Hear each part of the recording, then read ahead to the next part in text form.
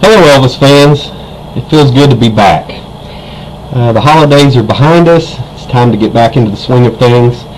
I've gotten a lot of emails lately wanting to know why I haven't done any videos in about 6 weeks, and the holidays and my work schedule and everything, it's been kind of tough. But I'd like to get back into the series where we were debunking Elvis Decoded by Patrick Lacey. And today I'm going to focus on the section of the book where he talks about the medical examiner's report and the autopsy. So, as I've mentioned before, Patrick Lacey has found some discrepancies that even I didn't know about, and he goes through these discrepancies and he admits that they are discrepancies, but then he still comes to the conclusion that Elvis died. I have not yet figured out how he comes to his conclusions, because he doesn't explain that in his book. He just tells you what his conclusion is after telling you about the discrepancies. So he mentioned in this section that Dr. Joseph Davis asked to review the autopsy materials of Dr. Gary Francisco to see if he falsified the death certificate. And he asked to do this back in 1994. So they allowed him to do this, and he went through his examination, and of course he comes to the conclusion that that Dr. Francisco did not lie, that Elvis did die of a heart attack. There's a couple of points that me and Mr. Lacey completely agree on. One is that Dr. Francisco was not involved in the autopsy to the extent that he would have been able to render an informed opinion. I agree. And he also mentions that Dr. Francisco reached his conclusion before the autopsy was even complete. Now, some things to keep in mind that we've mentioned before in previous videos is that we have no way whatsoever to identify this cadaver or this body that they did the autopsy on. All we have is the word of Dr. Francisco that he was performing this on Elvis. There were no photographs, there were no fingerprints taken, there were no dental impressions taken. The stomach contents were destroyed pre-autopsy, so they had nothing to examine to determine the drugs in the system that some people have tried to say killed Elvis. Keep in mind that we do know, one thing he mentioned is the chest scar that ran the full length of the torso perpendicular, that indicated a previous heart surgery or some type of chest surgery, and we know Elvis never had that surgery. He always wore the big open chest jumpsuits. I'm sure we would have seen a scar had he had such an operation. So this cadaver has a scar that can't be explained.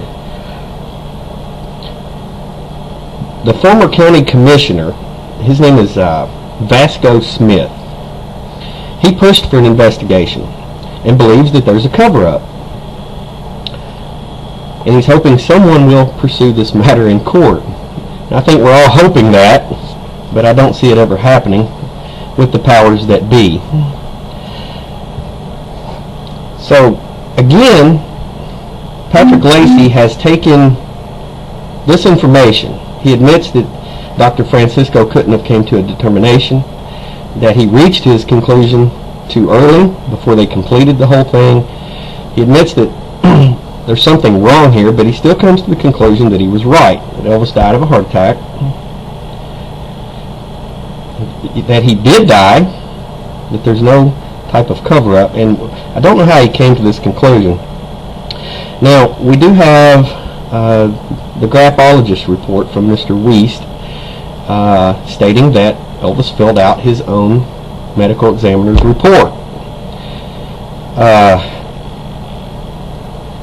The story goes Now this part can't be verified, but the story goes that Elvis wrote the medical examiner's report out in June of 1977, and that Colonel Tom Parker's secretary was supposed to type this up, and she made a mistake, and she actually released the one that was in Elvis's handwriting.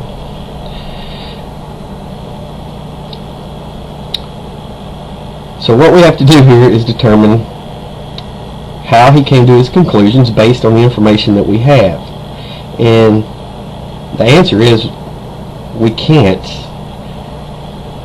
I certainly wouldn't be able to come to the conclusion that he did. He does not have enough information. Keep in mind, the actual autopsy is sealed.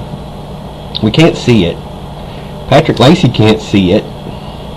So we have no idea what is going to be released in the year 2027 when the 50 years is up. I'm very anxious to read that, and I hope I'm still around to do so.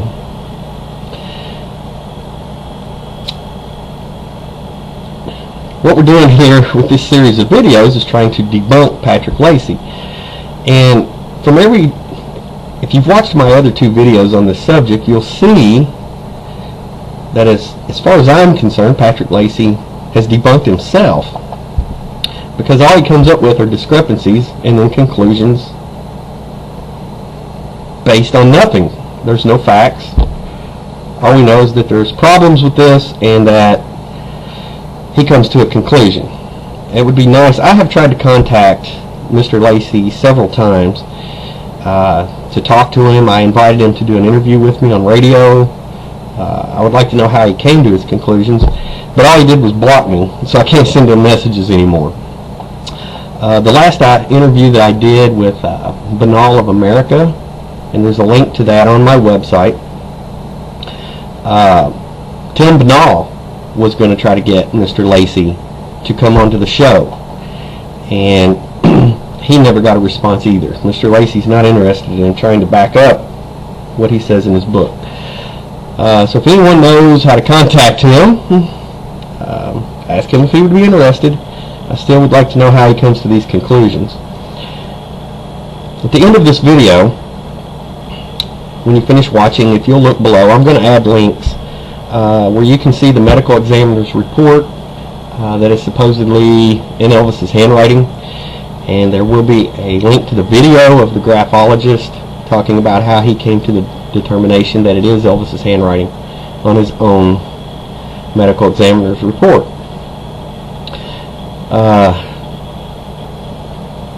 Please send your questions. Tell me what you want to see in the next series of videos. We're going to continue debunking Patrick Lacey the best that we can, but I also want to know what you want to see, because we've done 22 videos. We've covered virtually everything that has happened in the Elvis conspiracy world since 1977. And I'd like to know where you want me to go next, any ideas that you have of where we could go that would take us forward in this investigation. So go to my website, thepresley.com. There are links there. You can get me through Facebook, email, YouTube, Twitter. Contact me and give me your ideas. I'm really excited to get something moving forward. We're starting a new year, and I would like to have something accomplished by the end of this year. I don't want to just keep spinning my wheels on old information. So email me your ideas. I've been getting some great ones lately, and thank you. Everybody that has been writing in, I'd like to thank you for that. So until next time, thank you for joining me. Have a great day.